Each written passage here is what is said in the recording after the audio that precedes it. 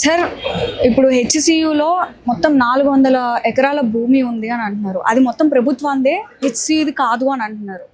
దీనిపైన మీరేమంటారు? ఇప్పుడు ఎవరిది అనేది కాదు కదా, హెచ్సియు నా ప్రభుత్వం అనేది డిస్ప్యూట్ కాదు. అది ప్రజలకి రేపటి భావితరాలకి భవిష్యత్తుకు ఉపయోగపడుతుందా లేదా అనేది ముఖ్యం. ఇప్పుడున్న పరిస్థితులలో మీకు నిజంగా పారిశ్రామిక వాడలు పెట్టాలన్నా, లేకపోతే ఇన్ఫ్రాస్ట్రక్చర్ తీసుకురావాలన్నా, ఐటీ సెక్టర్ని డెవలప్ చేయాలన్నా, ముందు అవసరాల కోసం గత ప్రభుత్వాలు తీసుకున్న భూములు ఉన్న తర్వాత వాటిని వదిలేసి ఇక్కడ ఉన్న ఎన్విరాన్మెంట్ని ఖరాబ్ చేసి విద్యార్థులకు ఆటంకం కలిగించే విధంగా, హైదరాబాద్ వాసులకు ఇబ్బంది కలిగించే విధంగా చేయాల్సినంత పెద్ద అవసరం ఏమి ఉన్నది?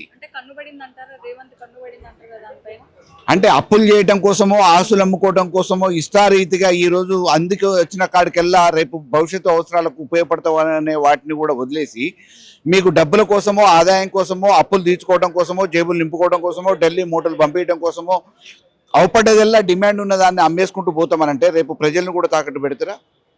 ఈ రాష్ట్రాన్ని అధికారం ఒప్పజెప్పింది మీకు దానికోసం కాదు కదా.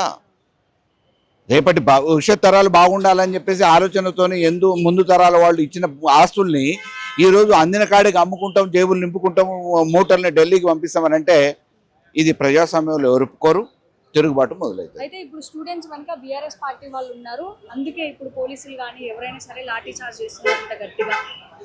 ఇప్పుడు ఏ పార్టీ ఉందనేది కాదు, తప్పకుండా ఎక్కడ అన్యాయం జరుగుతా అక్కడ బీఆర్ఎస్ ఉంటుంది, ప్రజా సంఘాలు ఉంటాయి, అన్ని పార్టీలు ఉంటాయి. డెఫినెట్గా మీరు చేస్తున్నది న్యాయమా అన్యాయమా అనేది ఆలోచించాలి. కానీ దాని వెనక ఎవరు ప్రోత్సహిస్తున్నారు, ఎవరు దానికి మద్దతు పలుకుతున్నారు అనేది ఎట్లా? ఈ ప్రజాస్వామ్యంలో మీరు మామూలుగా చేసిందల్లా సమర్థించుకుంటూ పోవటానికి కాదు కదా. ప్రజలకు ఇబ్బందులు జరిగినా, విద్యార్థులకు ఇబ్బంది జరిగినా, యువకులకు ఇబ్బంది జరిగినా తప్పకుండా మాట్లాడాల్సిన బాధ్యత ఈ తెలంగాణ తెచ్చిన పార్టీగా, తెలంగాణ ఉద్యమ పార్టీగా మా మీద ఉంటుంది. సార్ ఆడపిల్లలను కూడా చూడకుండా ఇష్టం వచ్చినట్టు కొట్టుకుంటూ బట్టలు చినిగేలా కూడా లాక్కెళ్ళి మరి వ్యాన్ లో వేశారు. దీన్ని మీరు ఎలా కనిపిస్తారు? అంటే దీన్ని బ్రిటిష్ ప్రభుత్వంతోనో, నిజాం ప్రభుత్వంతోనో పోల్చాలన్నా, ఎట్లా పోల్చాలన్నా రజాకార వ్యవస్థ నడుస్తుంది. ఈరోజు చీకటి రాజ్యం నడుస్తుంది. ఎవరు మాట్లాడితే వాళ్ళ మీద భాషా ప్రయోగంతో పాటు లాఠీల మోతం అవుతుంది.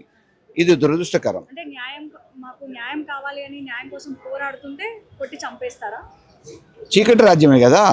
న్యాయం అడిగిన వాళ్ళ మీద పోలీస్ కేసులు పెట్టడం, దౌర్జన్యాలు చేయటం, లాఠీ చార్జ్ చేయటం, జైలుకు పంపటమే ఒక ఆనవాయితీగా పెట్టుకుంటే రేవంత్ సర్కారు అధికారం ఒప్పచెప్పింది ప్రజలు, సామాన్యులు ఇవన్నీ బాగు చేయమన్నా, ఉద్ధరించమన్నా, లేకపోతే ఈ చీకటి రాజ్యాన్ని నడపమన్నా, లాఠీ చార్జీలు చేయమనమన్నా, దమనకాండ చేయమనమన్నా వాళ్ళందరూ మన పిల్లలే కదా.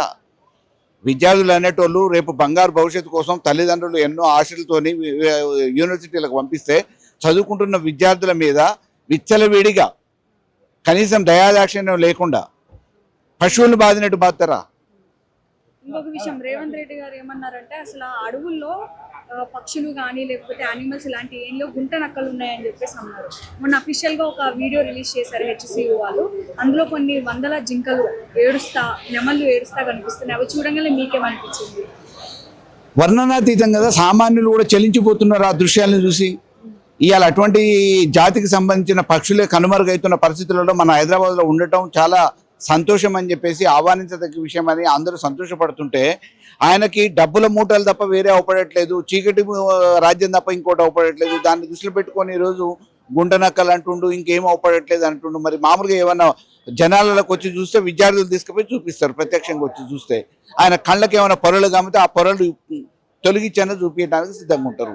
కానీ ఎక్కడో మామూలుగా 4 గోడల మధ్యలో కూర్చొని ఆయన అవినీతి సొమ్ముని జేబులో వేసుకోవడానికి, ఈ రాష్ట్ర ఖజానాన్ని కాజేయడానికి, అడ్డదారులు దొక్కడానికి విద్యార్థులను బలిపెట్టే ప్రయత్నం చేస్తే తప్పకుండా శాస్తి చెప్తాం. 100% దీన్ని ప్రజాస్వామ్యయుతంగా ఎదుర్కొంటాం.